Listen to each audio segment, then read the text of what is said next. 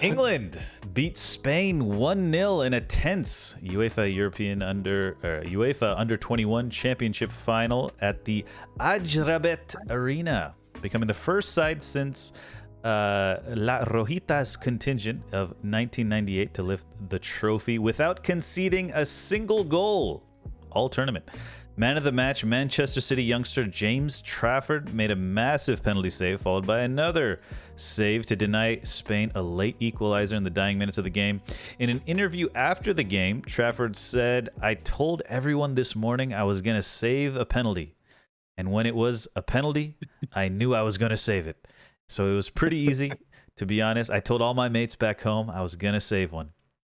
This is the first U21 title for England since 1984, when they won the European Championship against Spain. Milo, cultured, how much pride do you feel for the U21 title? You know, how's it feel? I'm happy, obviously, as that, you know, English football players are getting to lift some silverware, right? That's a good thing. There's nothing negative there whatsoever. I would be lying if I told you I watch religiously the under-21s. I don't. I mean, I don't have time for that. I have a busy life, as we all do. You know, there's only so much time. So, you know, I've watched bits and pieces, and I watched a good chunk of that game. Obviously, I was keeping most of the news about the England squad.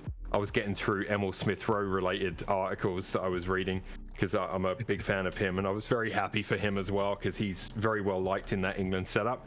And yeah, look, the biggest takeaway for me is when you have a generation where your youth, where your under-21 team can go and win a tournament, it should, if everyone is handled correctly and everyone is utilized properly, it should mean that somewhere down the line your England team is going to be able to compete for those trophies, you know, just as the age group moves up, right? Now, obviously, not everyone will make the grade. Sometimes that leap is just a little bit too much, and that's something we're going to have to wait and see. But for me, it's great. It's English football players winning a trophy, and B, as I say, it's for the future, looking forward. That crop of youngsters now goes on from there, and hopefully they can win some more silverware, you know.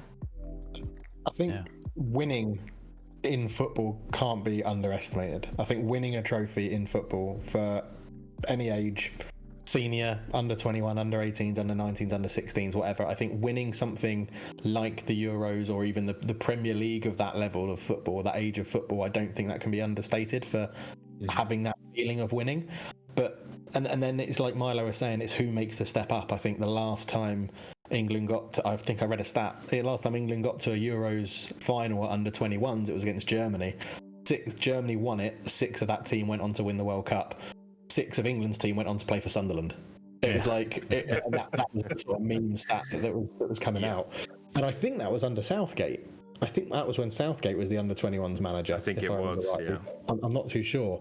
And I think, I'm like Milo, I'm not going to sit here and say I've watched it religiously for the under-21s, but I tuned in and I watched as much of that game as I could and then caught up on the highlights that I missed afterwards. And it's just good to see young English talent coming through. I think if you had this consistently, I think it would help better. I don't know how this age group did at under-19s and under-17s, and if it's been pretty similar and the same squad-ish with a few changes just here or there, not that many dramatic changes, because that then helps. And then do they step up to the national team and all feed through as other people retire? But then you look at who wasn't in that under-21s team, and you got, you know, Bellingham.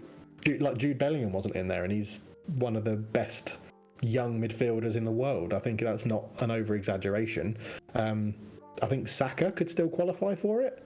If they picked him, I think he could have still qualified for the under-21s. He wasn't there. So it's going to be tough for these players to then step up to the national team, because our national team is young. The men's national team is still relatively young, but there are certain positions that definitely need replacing. So hopefully they step it up and it's good. But it's good for the country. Yeah, it's just good to see young national talent winning something. It is good. And I'm sure you guys would feel the same, right? If America won the under-21 World Cup or something. It would be absolutely magnificent. Yeah. There in the under 20 World Cup, United States had a little bit of a run, and we were playing some nice football, nice 3-2, 3-2 kind of thing. And when you see your youth playing good football, it's a different type of pride. It's like a hopeful pride type of thing. It's kind of a weird feeling, but interesting. On the you mentioned Bellingham and Saka. On the flip side, Gavi and Pedri would have also, they qualify to play for the Spanish side. So it's interesting. All the teams kind of, you got your couple golden boys that are kind of graduated from the U21 level. But it'll be interesting to see how things develop. If you were to pick one player from this U21 team, and you can't pick Emil Smith or Milo, who would you pick to make it in the senior squad? I can pick Emil Smith, right? And I will.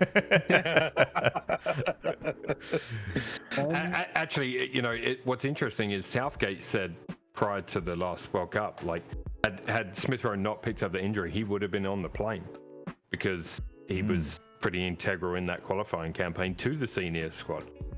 So I know Southgate's a big fan of him anyway. So yeah.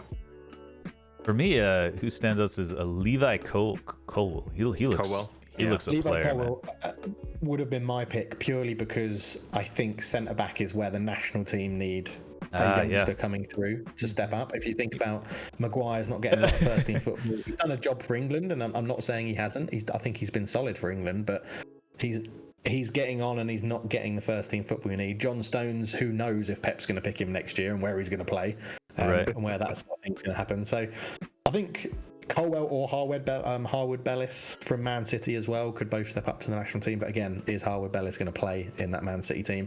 The other one, annoyingly, is someone I wrote off quite a while ago when he signed for Nottingham Forest, which is Morgan Gibbs-White, who just looks very, very good on the ball. It's another attacking midfielder in the England setup, but he does look like he's maturing into a very good player.